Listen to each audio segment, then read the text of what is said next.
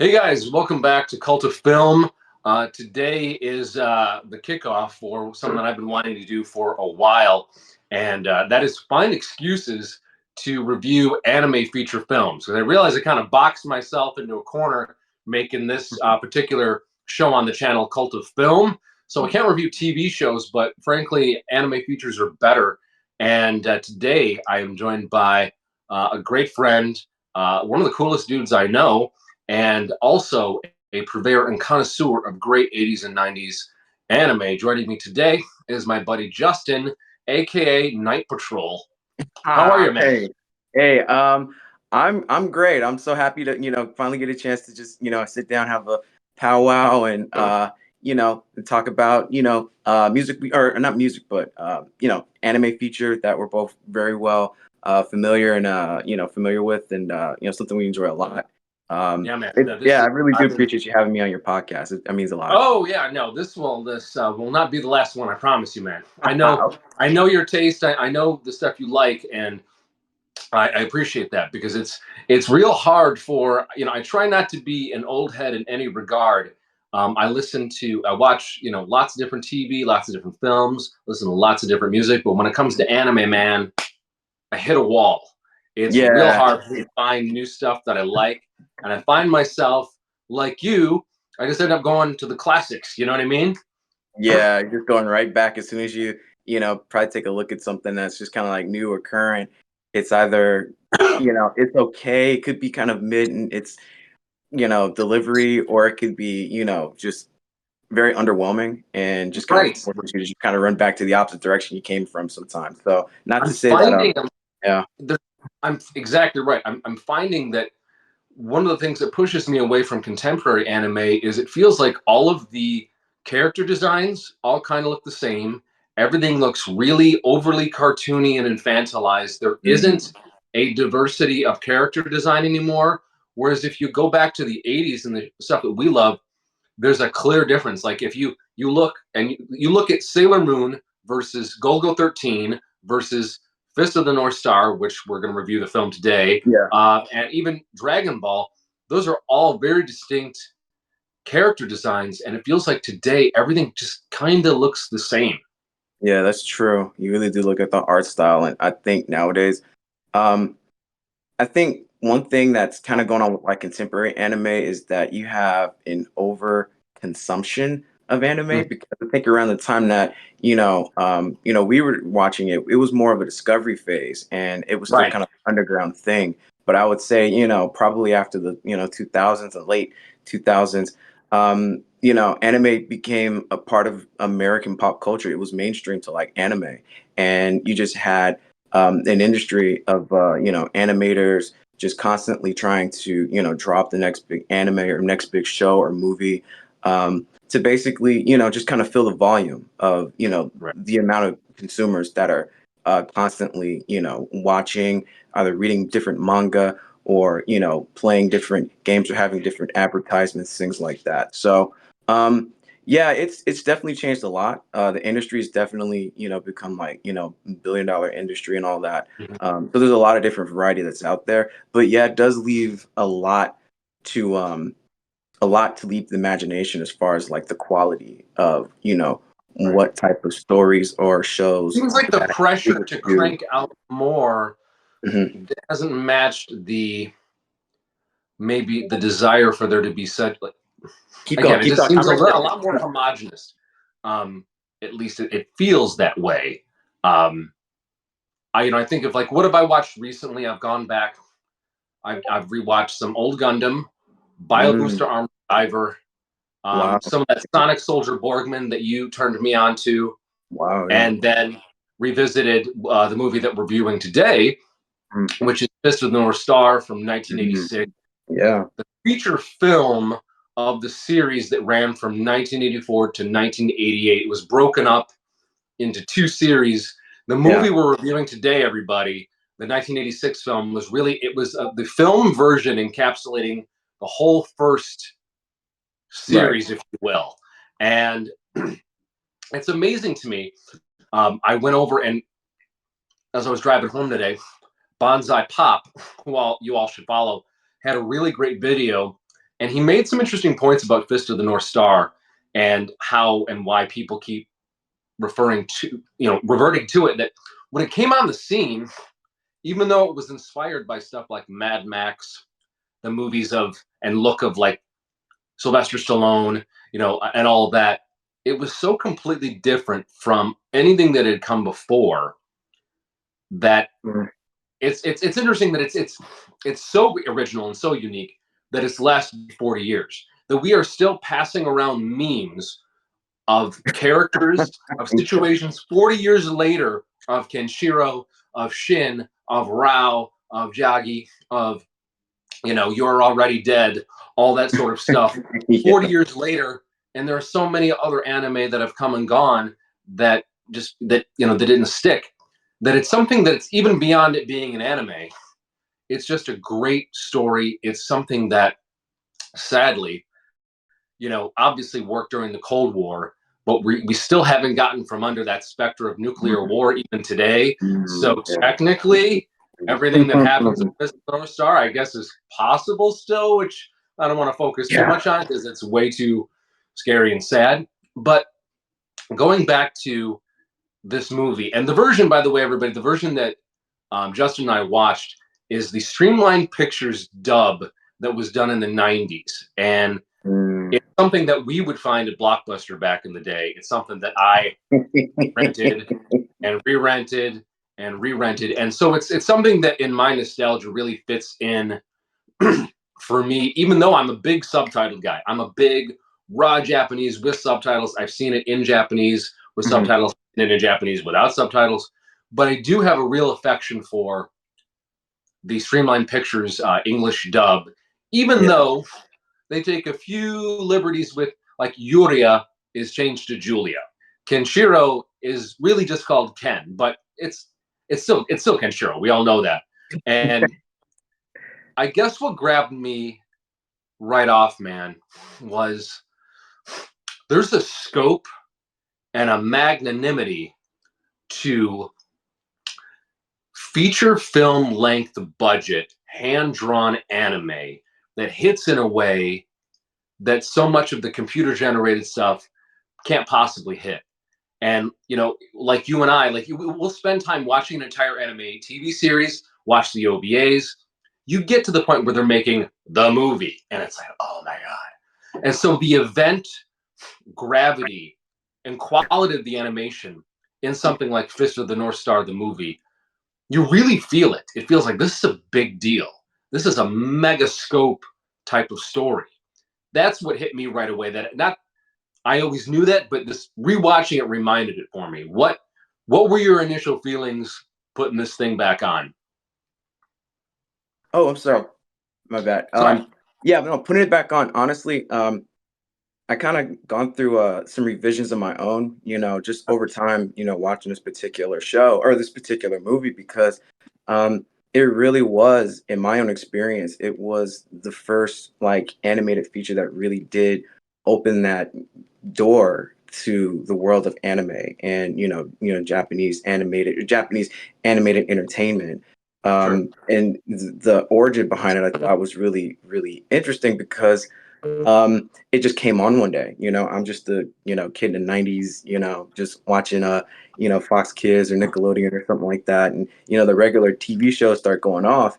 It's a Friday afternoon and I'm just looking for something else to watch, and I'm flipping through channels looking for some type of cartoon to watch, and Duro Chicago Channel 62 public access channel had the Japanimation program on. Wow. And Wow. I'm literally watching the very beginning of the movie. I'm really watching the very beginning. It opens up and it's like you're seeing like all these beautiful like animated landscapes and all that, and it's all beautiful and serene and peaceful, and all of a sudden you hear about post-apocalyptic war 3 nuclear holocaust, and you just see explosions. The entire screen had to be censored because of all the the gore and all of the showing images of like fallout and all this just devastation.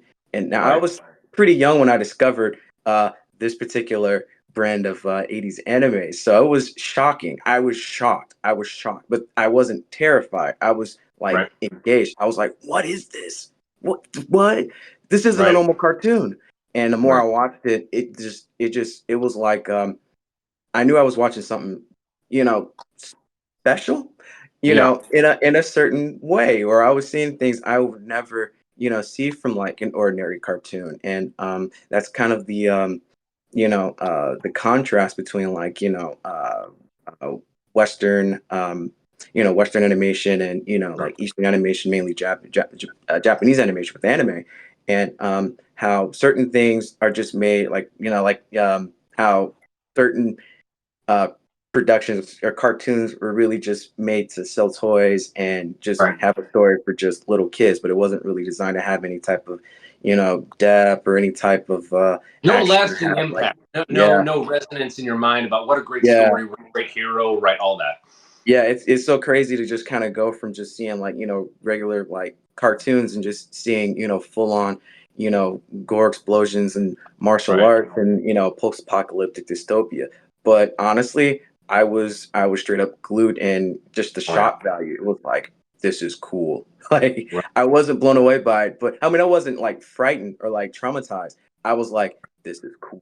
Well, I It, think that's the key to it. Is it's not meant necessarily. It wasn't meant to be there for shock value. It was meant to yeah, tell a particular type of story, and yeah. that's something that, like, revisiting it, um, this weekend Mhm. for was like, oh, wait a minute, the situation on Earth really hasn't changed. More more governments have nukes than ever before.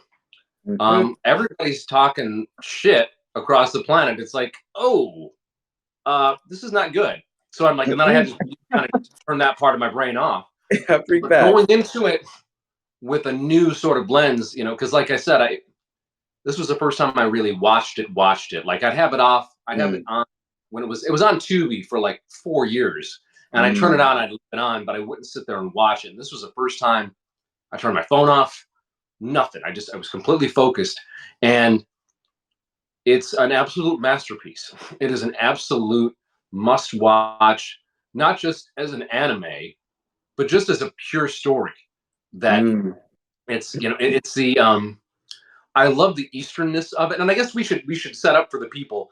The premise of Fist of the North Star is there is a man named Kenshiro, and he is known as the Fist of the North Star. He has mastered an art, Shokudo Shinken, the way of the, technically, purely, it's like way of the Big Dipper, because the North Oh, Star is the Big Dipper. He's mastered this. There's also a Fist of the South Star, and the Fist of the South Star is a guy named Shin, who yes, yeah. shows up very early, basically to what Justin said. First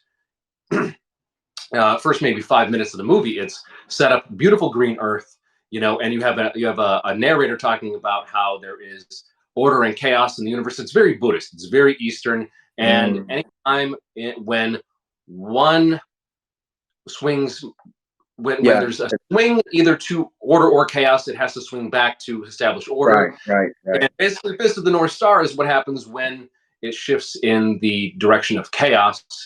Then we see the the cities basically just get burnt to a crisp. We Mhm. watch people get vaporized within that nuclear attack. It's really shocking. It's really Yeah. Pretty gnarly. powerful. Very And gnarly. then sort of see the fallout. We don't know how many years have passed, but there are people that are left over are basically thuggish animals. And you Mhm. have a guy named Kenshiro who walks the wasteland and he's walking with his girlfriend Yuria in the comics, or Julia in this particular film, Mhm. and he gets confronted by Shin, the Fist of the South Star, and Shin makes an ultimatum for Julia to follow him, and she's like, "No, I don't love you. I love Ken." Mhm. And that's when Shin basically says, "Well, the world's ended. The old rules don't apply," and that's that. And he throws down with Ken and really does a number on him and Yeah. threatens to kill him. Forces Julia to say, "If you don't admit that you love me and Professor Love right now, I will kill Ken." She goes Yeah. with him. They disappear, and Ken basically is left for dead, not just by Shin, but a few of his other brothers, by Yeah. Jogging and Yagi and Ralph. Yeah. Rao, and is Mhm. left for dead. I guess sometime later he comes back and shows up to get his girl back, and basically runs through several gangs of dudes Yeah. using the Hokuto Shinken. And for Hmm. those of you that know what the Fist of the North Star can do, he uses the pressure points, and by mere touch can make your heart explode, or your Yeah. head, or your arm, or your guts, Hmm. and that's where all the fun begins. And the movie is basically Shin trying to make his way back to Julia with the help of these two young kids, Bat and Lynn, Hmm. and is a beautiful but violently beautiful exhibition of, Yeah. you've got, like you said, there's these beautiful vistas, and these, even like the deserts, the large panoramas of the burnt out husks of cities are beautiful in a way. And you see Mm. this one lone figure of Ken making his way through, sort of like Yeah. this last living embodiment of justice, and Mm. him meeting people along the way, trying to help people, having to beat up guys, and making his way through these real bad brothers of his. And it's Mm. just fucking fun. Yeah, It's it's so so awesome. fun. It's very awesome. I feel like I always talk about like dynamics and contrast, and it definitely is something I've noticed in this particular rewatch of the Fist of the North Star movies. The fact that how there's so much, fallout and chaos and disorder and carnage that's just swept the planet, Right. and you have a balance of a martial artist, basically with the ability to, basically with the power of the cosmos through his Right. through his pressure point techniques. A lot of people don't understand why the explosions happen when he uses pressure points. But the thing is, he's basically transferring, you know, um, ki or chakra through through the pressure point of his enemies. So anytime he touches someone, he's basically has the ability to just charge their body with so much ki and energy that their bodies, either at the very least, he can manipulate their pressure points, like the way he manipulate Joggy's ability to use the shotgun against them, basically turn it on Yep. himself. And Mhm. or at the very worst, it basically can either pretty much completely destroy a person's body, just charge with so much energy that the body explodes. Or Right. even later in the movie, when he's having like the big fight, how every blow that either hits his opponent or misses, it basically has the ability to destroy whole buildings or just cause like just cause the whole ground to just collapse and shake. So um, yeah, naturally, there's extremely powerful fighters. But again, back to the whole point of like balance, you have a contrast to somebody who, is stoic, he's brave, is a man of few words, but, he's eager to help people in, Mhm. any way that he can while he pursues his own interest to reunite with Julia. And, Right. it's, you definitely have it's kind of, it has like that, it has like a post-apocalyptic, Western feel to it where you have Right. somebody, the one man standing against the whole gangs and being able to just take out everybody with single blows and all that, kind of Right. like the fastest fist in the West or the most powerful fist in the West and all, or of the North Star and all that. Right. You have a lot of dynamics like that, and it's really interesting to see how one person has the power to make all these changes with all this carnage that's going that he's basically walking through, Right. and that's what just made the movie so awesome to watch. It made so Kenshiro just so cool, as a Well, character. The and it fact that feels like even more amen to everything you just said. yeah, Exactly right. And what really hit for me even more was the contrast watching Kenshiro now in 2024 mm, and seeing how different that leading hero is to, oh, I don't know, every other hero in contemporary anime right now. yeah, He yeah, is, yeah. like, I've heard Fist of the North Star referred to as manime, not just anime, but manime. That, there's Yeah. a lot of, I think part of the reason I'm not really pulled in by a lot of contemporary anime is because a lot of it seems very infantilized. The heroes seem to be getting Mm, younger, and and even if they're not, they're sort of infantilized men or infantilized young men. And then you watch something like Fist of the North Star, and like you said, he's stoic. He's Bruce Lee, but he's also Clint Eastwood. He is mm, an absolute sort of stoic samurai. He's a stoic kung fu practitioner, but he's also very much a cowboy. And I think mhm, all of those things sort of complement each other because the lone gunman and the samurai or kung fu practitioner, they're all kind of the same guy. They're incredibly disciplined. They possess incredible skill and power, but keep it under wraps unless it's absolutely necessary to use it, but have no problem using it in defense of the innocent, in defense of the good, and to protect their own lives. Yeah. And there's nary a opportunity in the character of Kenshiro for him to make, like, I feel like there's so many characters these days that are written in a way that you have these characters that just make colossal fuck ups over and over and over before they learn their lesson. And while he maybe he does make an error in judgment in some respects, not many, not many. Not many. And he spends the rest of the movie trying to correct any error that he's made. And that's refreshing. It's refreshing to see heroes that have a moral certainty about them, but also are thugs. They have moral certainty, but are heroic in kind. I love in the beginning when he comes back after he's basically left for dead by the fellas. He comes back, and one of his first actions when he meets Bats and Lynn, these two kids that have survived the apocalypse. Lynn can't speak. She's mute, but Ken, sort of puts his hand on her, and he realizes that part of the reason that she's not mute because she's incapable of speaking. She can't speak because she's been so traumatized. Yeah, so one of her ways of coping in this world is to not speak, and he touches a pressure point on his head to prove that and to show that the way of the fist of the North Star isn't just to destroy, but it can heal as well. Yeah. He puts his hand behind her head, and you see this flash of light, and he explains that she'll be able to speak again when she's ready, and that's exactly what happens. I love that so early on in the movie, after you've seen all these terrible acts of violence being done to Ken when he's just trying to protect his girlfriend, that his first act when he comes back, obviously he kicks some guys' asses, but he does it to save the kids, gets to the kids, and what does he do? He helps this little girl. That right there is who Kenshiro is. Like that is like the nucleus of who he is. That's and there's so many moments in this movie that, and I remember being a kid and renting this from Blockbuster, and it had literally the box at Blockbuster had a sticker on it, like almost all of them did. Not for kids, absolutely not for kids or whatever it is. And I'm like, well, dude, now I'm absolutely gonna fucking rent this. I mean, are you kidding me?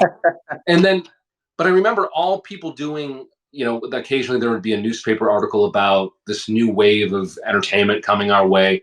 And all they could do was talk about the violence, which is there and is wild, but is also fun. But there's so many tender moments that we get from Kenshiro. He really loves these kids. These kids are endeared to him.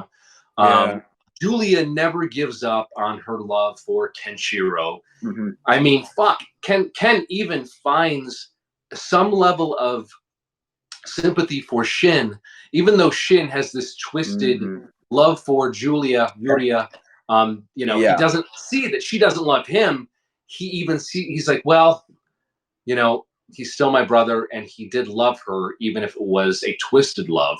Like the depths of sophistication and compassion in the character of Kenshiro is something that really stuck out for me this time around watching it, as an adult. Yeah, definitely. It's so funny you mentioned that too. Like that's another thing I noticed, going back and doing a rewatch is Shin was actually doing a lot to really, even though, like I said, his intentions, he had, like intentions of somebody really loved, but the fact is that, basically the way that he did it, it already kind of doomed the fact that he would never get the love that he truly desired from Julia, no matter how hard he tried. He's basically doing it himself. And honestly, when you really think about the events that happened in the movie, he's actually the cause of everything that happened. Post-apocalyptic Holocaust and all that. You think about what Rao was doing in the movie after Shin, attacked Ken and took Julie away. You think about the dynamics. Basically, there was no balance in place at the time to stop Rao from rising to power and having his own kingdom and, trying to, take over the other, surrounding kingdoms. He became a conqueror. But the thing is, Right. he didn't want to be a conqueror. Up until that point that he knew he was going to be unstoppable. That's why you saw him stand on the mountain with Jagi, and Right. he didn't want to, intervene with what was happening, even though, Jagi was the one that instigated everything. He was instigated that Shin, go and take Julia from Ken. And, Jagi brought Rao to go see what was happening in an attempt to basically get Rao to, kill Shin, knowing full well that he definitely could, but he didn't want to. And I think the reason why is because, Rao's also, even though he's, pretty much a conqueror in a lot of rights, he always wanted absolute power. He still had a sense of, honor and a value system as well. And, it later on came back to bite Shin when you think about it, because he came after his kingdom. You notice that he didn't just conquer Shin's kingdom. He pretty much annihilated everybody in his kingdom and left Shin alive long enough to fight Kenshiro, and then We realized should that, we yeah. should take a moment to explain to folks who haven't watched this film. And again, if you should have watched this film because we're spoiling the shit out of it. You guys know on this No, channel, yeah, the it's online. spoilers. You're gonna watch it. It's I don't, but yeah, you should still watch it even if you've gotten this good, far. We yeah, really because haven't ruined a whole lot. it's But still we a should visual make clear spectacle of, Jagi and Rao were other students with yeah, Ken. If you ever read the manga or you watch the TV series, Mhm. and Rao is a guy who, while he does have his threads of honor and his moments, like you said, he once he realized that he could absolutely do this thing, he made his choice and he's like, "Yep, I'm going for the power. I'm gonna become basically the new Genghis Khan." Yeah, Jagi fancied himself kind of like he wanted to be the Fist of the North, and yeah, kind of felt like he was robbed of that. So he had every reason to try to convince people like Shin that Julia really loved him in order to get Ken out of the way so that Jagi could become the proper Fist of the North Star. So there's what's great about this story and the choices that all of those guys make is it yeah, illustrates the Buddhist idea that, okay, everything is tilted towards chaos. Everyone who has a choice to make is choosing all the wrong choices. And basically, hmm everyone except Kenshiro in this movie breaks bad. That's literally what Breaking Bad means. Is hmm I've got a choice here. You know what I'm going to do? I'm going to go for the power. I'm going to go for hurting people. I'm going to go for taking whatever I want, regardless of whether it's right or right, not. right, And that, and that's it. And then that builds that tension for us to see Kenshiro come in and like, oh shit, this is one. This guy let all of the order in the universe manifest in this one dude, and he single-handedly has to get things back into place. And mm, so many ways, that's kind of what happens. But one of the things that really struck me, because not to say that I forgot the ending, and again, if you guys haven't watched it, turn this off now and go. You can actually on YouTube, the guys. dub we You're not watched on spoiling anything. yeah, the dub version we watched is actually on YouTube right now. The movie that was on Tubi for 4 years and now no longer is, I think, is like on Crunchyroll or something. But the Mhm. version we watched is on YouTube right now. So go Yeah, and pause watch it, this, guys. watch it, Come and on, come back. heck, But one of the things I'd forgotten about classic. with regard to the ending was Mhm. how it really doesn't. It leaves a lot of hanging threads. It doesn't, there are certain characters that are killed, and I Yeah, won't say who they are. There's characters that we're Mhm. introduced to, both Yeah, good and bad, that don't necessarily make it through, but we do get to an ending, and there is a massive, massive battle at the end, a cataclysmic battle literally, literally. that does change minds in sort of a way, and it's something that you would not expect to see, I think, in any mainstream Hollywood film, and I feel like you'd see probably less and less these days. But there is the bond of brotherhood, the bond of respect and honor for the person, for the choices, for the artistry kind of come Mhm. up. And it's just a very interesting ending in which, like, I had completely forgotten about. There's as the credits start to roll, at least in this version, because it's the Oh English yeah, dub yeah. with all of the Japanese lettering. And as the credits are rolling, Credits we at the see ending is Ken beautiful. sort of walking through the forest, and he starts to see mirages of forests. He sees mirages of, shall we say, other people and other characters. And I remember I was totally brought back to being a kid and really feeling sad, like, oh man, he's been through so much. He gave up so much, and we don't really know if he gets his happy ending. And Right, that's a really, really, really bold choice, especially for us as kids in Chicago in the 90s watching this mm, stuff, not hmm, knowing that, oh, wait, there's a larger manga and TV series out there, and all of these plot threads do get resolved in the second half of the TV series.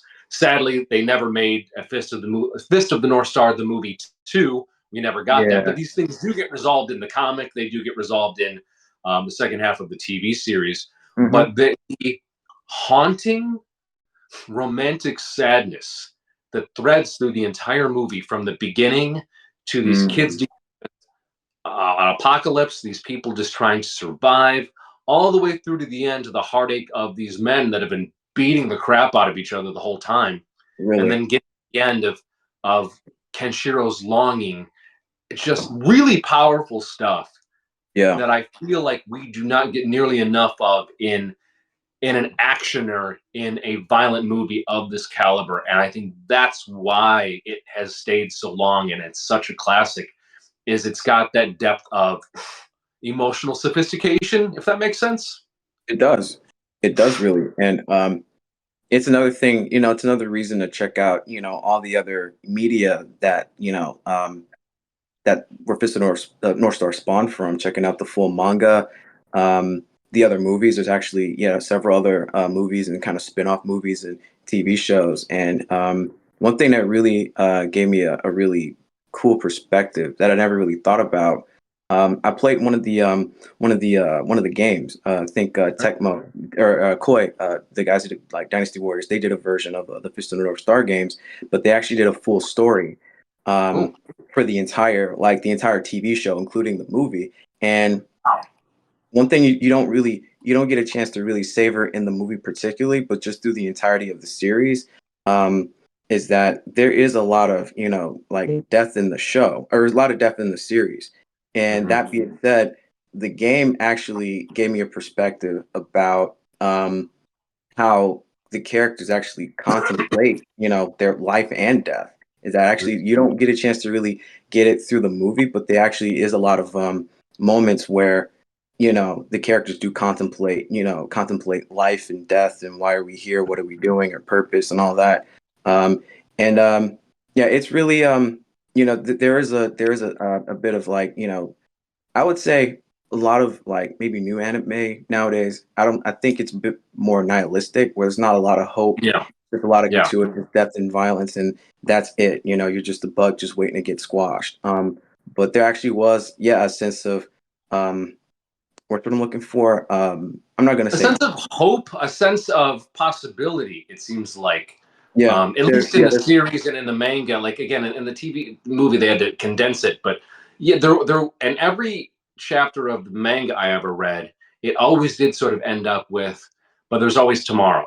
And as long as there's always a tomorrow, there's hope. There's a possibility we can turn this around. So there was a hopefulness, there was. a seed of optimism and positivity, of possibility that was always sort of there.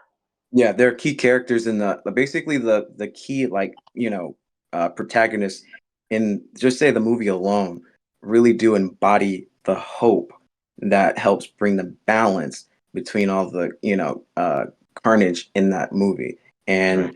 And it really just goes to show you just how important each and every single protagonist is in the Fist of the North Star movie, because it's not only about what they do in those moments, those key every key scene that you see with Bat and Lin and Kenshiro and Julia and even Rao. Even at the very beginning, all the decisions they make in that movie had a lot of implications for the entire series going forward. And that's why Right. we were basically just for all this other stuff going on, because they did actually have scenes a couple of scenes where you don't see any of the protagonists. You just kind of see other characters just kind of interacting, or you say just bandits killing people, just taking our stuff, just pillaging. Um, the main characters, even though the cast is pretty small and they don't use a lot of the characters from the show, a lot of supporting characters from the show that really kind of highlight the plot and stuff, they're in there. They don't really have like big roles, but um, there's a lot of magnification on Kenshiro and Batman, Julia, and Rao because everything that they do, in the movie, it creates a chain of events that goes forth throughout the course of the actual series Right. around it. But basically, they embody um, the hope of whatever could happen in the world. They basically embody Right. the power to actually create hope in a very hopeless and destroyed world. So that Right. was No, really that's interesting. no, that's a really good point. That's it's I kind of said it's everything is on the shoulders of Ken, but we're reminded through the movie and certainly towards the end that obviously Ken is obviously the warrior. He's the one who's going to do the most damage to the bad guys. But you're Mhm. right. You have Lynn, who has her seeds, and the seeds that will hopefully repopulate the earth. You have her is it her brother Bat? I don't know if they're brother and sister, but Yeah, we yeah. even have that. I completely forgot about Ray. Ray, who is another warrior, Mm, who yeah. was in there for a little while, who was Mhm. also in the series. Yeah, Um, yeah. and Ray was my even favorite. the I'm trying to remember. I can't remember their master's name, their sensei's name, but he's Forgot in it. there towards the beginning a bit. Yeah. So there is a cast of, I guess, what would be order or the good guys, even beyond Kenshiro. Though that's a great point. He's not Mhm. just there on his own. I mean, he's on his own in the arena, but he's not on his own in terms of that. It's not just warriors that will restore order to the earth. It's Yeah, children, right. it's elders, it's farmers, all of that.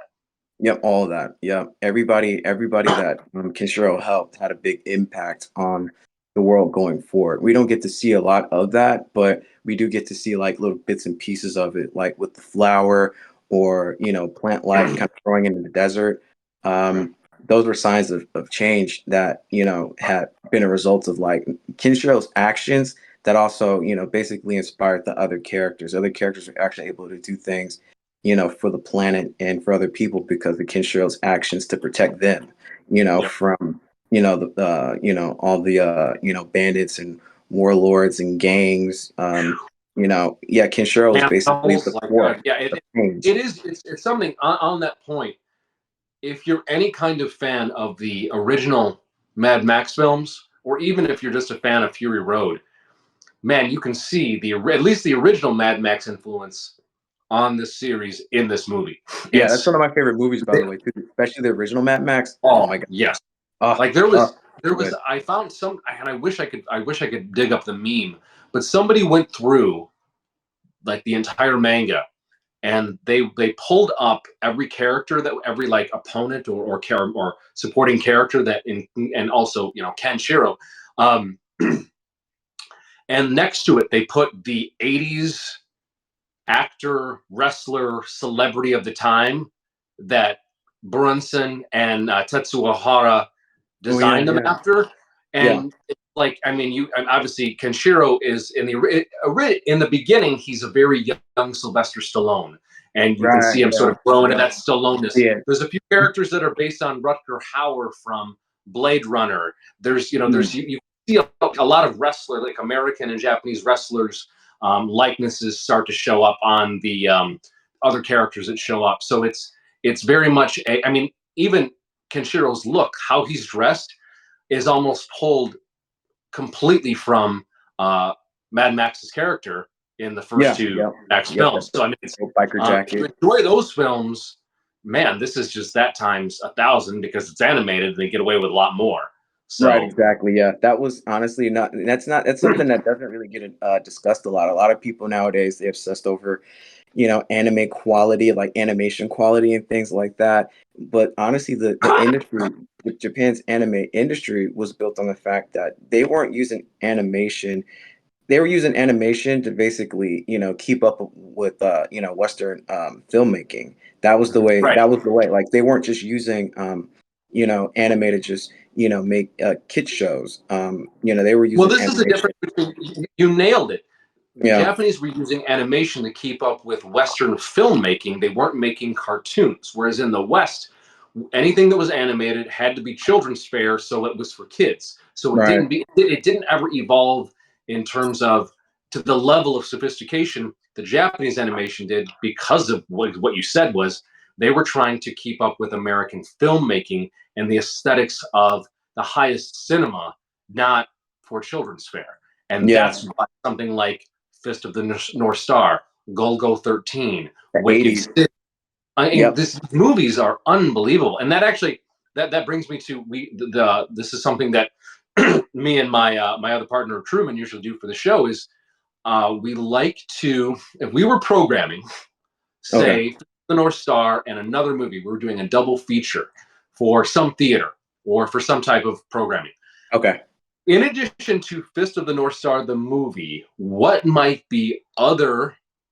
They could be anime films, they could be feature films. What might you also program with Fist of the North Star, the movie? What Vampire pops Hunter up D. in your I mind? already know I Vampire know what I would do, but I'm curious to know what you might program along with it. automatically. Yeah, Vampire Hunter D, the 1985 one. My Yeah. man, that's exactly it. Same Yes. same time period, same animation quality, same just impact of just what you're seeing. Is see the 80s, like I said, the one thing about the whole keeping up with filmmaking thing, not only see Japan in the 80s, they had their bubble economy era. That the 80s was a Yep. time of a lot of technological innovation, and they Well, basically had they had so much money floating around. I mean, yeah. it was a boom time for their economy. And so not only were they making incredible electronics, phones, and cars, that same amount of money was available to make incredible anime. So That's why the 80s anime still reigns supreme, man, because yeah. you think about at that time, you had very, passionate, you basically had like probably one of the next upcoming generation of like writers and animators in Japan's, anime and manga industry. And you got somebody, I forgot the artist's name that did Fist of the North Star. But at that time, you had several different, like Fist of the North Star ended up setting kind of it kind of set the tone for like the way it basically made Shonen Jump what it is now. Right. It basically set the pillars for like all the other shows and series that have come out over the decades. Even Akira Toriyama was inspired in creating Dragon Ball Z, and a lot of shows are really kind of made out of the Fist of North style. I know, like But this Kenshin is, I mean, Hira. one of the things, not to interrupt, Yeah. but that's like your recommendation of Vampire Hunter D.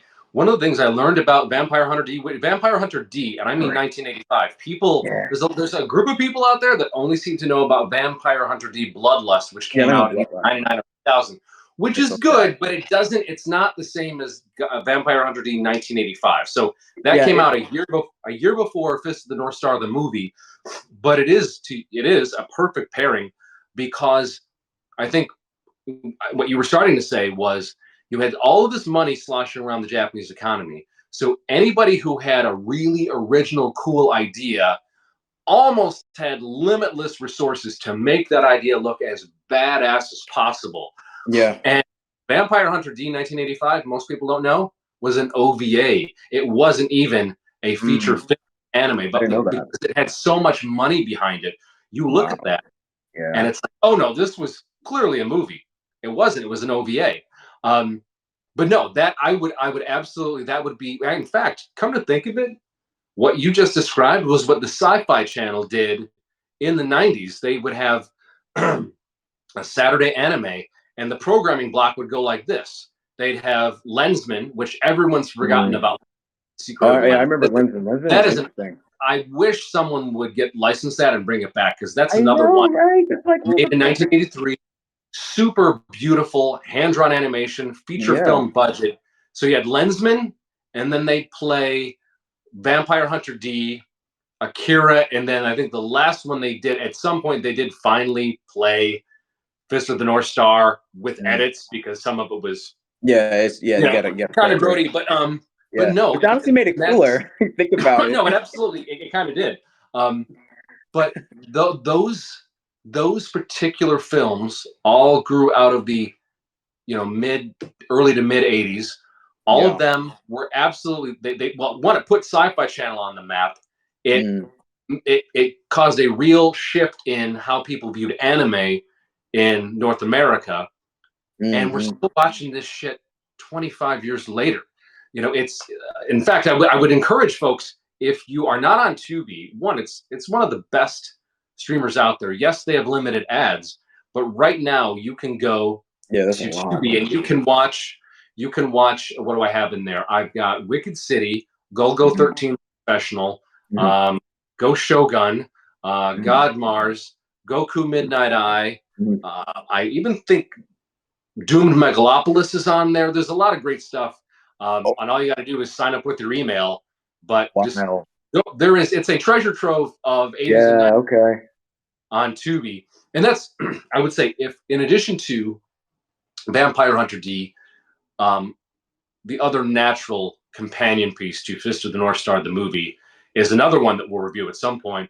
Golgo 13, The Professional. This Yeah. was another one that Mm, Carl Basic, may he rest in peace, mm. and the folks at Streamline Pictures um, brought over and dubbed into English in the 90s. That was another one that blew up. I remember my friends renting that shit and like, there's nudity, there's violence. This guy's like the Japanese James Bond.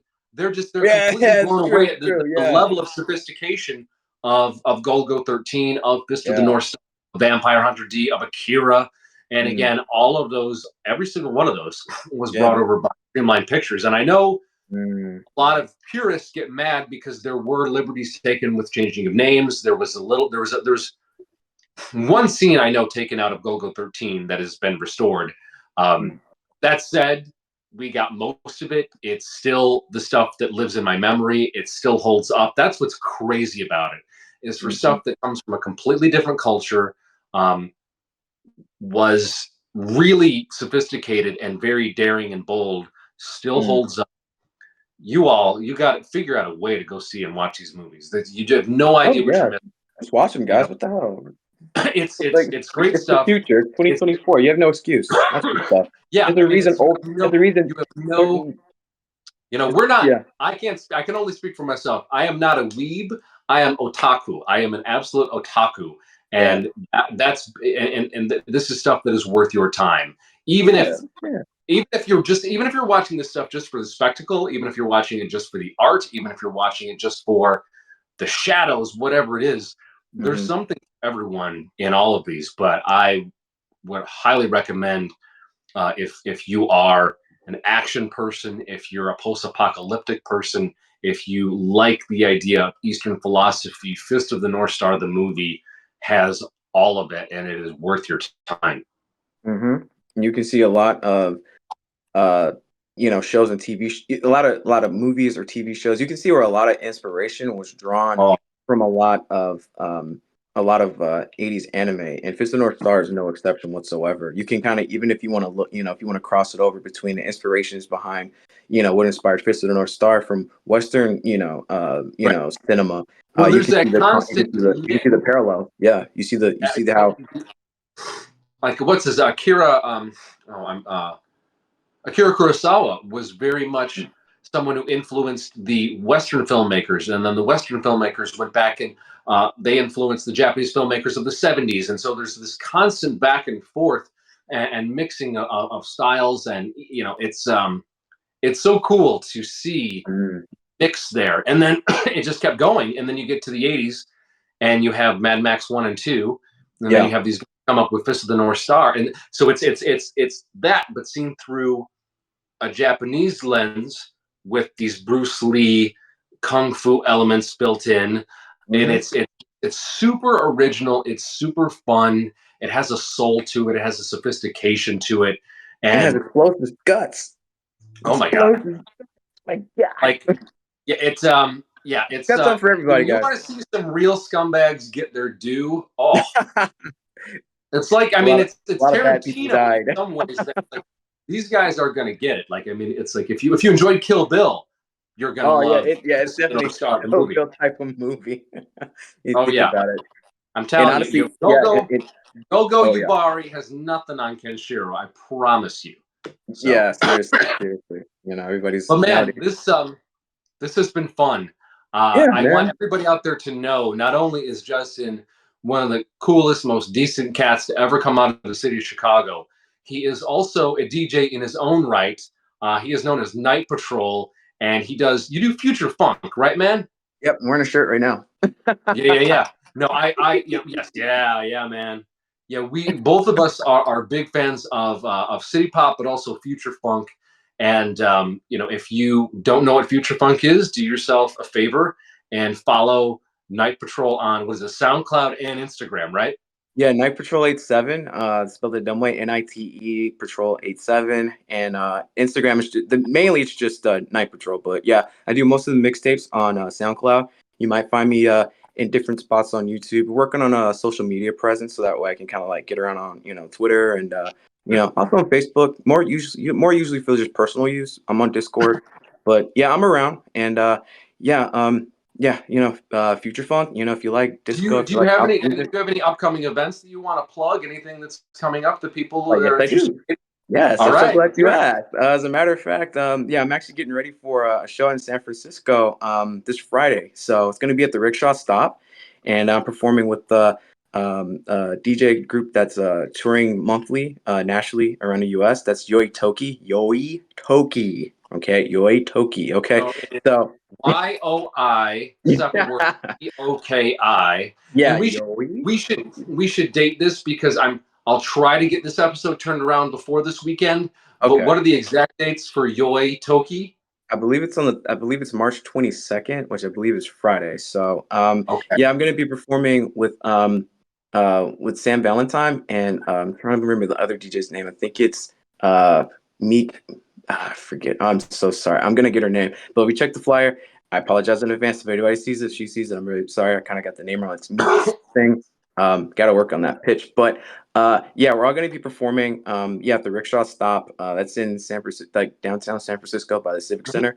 So yeah, really looking forward to that. I've been like getting ready for the past couple months for the show, so I'm really excited about my Awesome. set. And heard a lot of people are going to show up.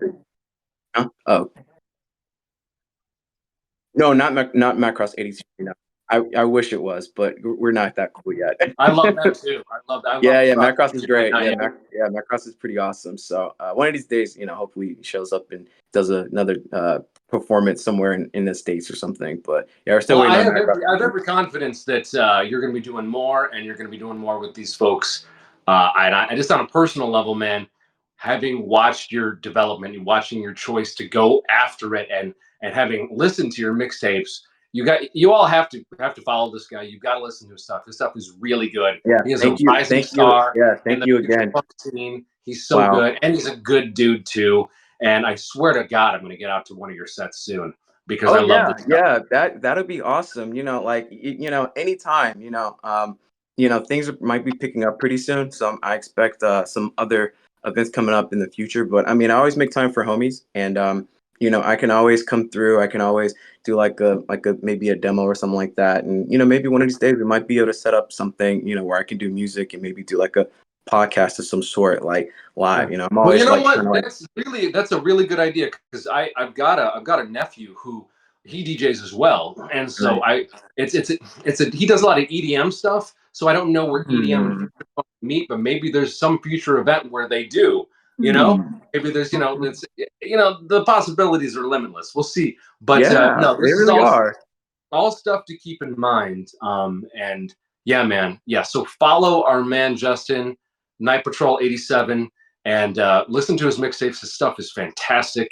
Thank And you. man, thank you for coming on. We will have you back because there's so much more anime for us to Man, watch. yeah, I love to unpack all my nostalgia with you because we basically like the same stuff, and it's kind of fun. It's really fun to just kind of like revisit a lot of the stuff and just be able to just kind of unpack the experience that I had from watching these shows or movies that I've been so fond of and grown up with. So it's really great Yeah. to be able to do this and be a part of your show. And yeah, I just want to thank you for having me on and let me drop my 2 cents in and Oh, have fun dude, doing no, it. no. I've been looking for an excuse to do something like this. I'm like, we're just gonna do it. And that for me, it's all about the love of this stuff that just makes us so happy, the stuff that just excites us, Yeah. and the fact that we can also share about the other stuff that you do. It's great. But no, and there more to come. We will be doing other badass anime features to come, my friends. And Nice. yeah, maybe at some point be doing some events where we pod and play music and all that. But Yeah. thank you for Yeah, coming on. bro. Yeah, thank you again for having me, Kyle. I really do appreciate it. Anytime, man. We'll talk with you soon. You take care. All right, thanks a lot. Appreciate you guys. Thank you.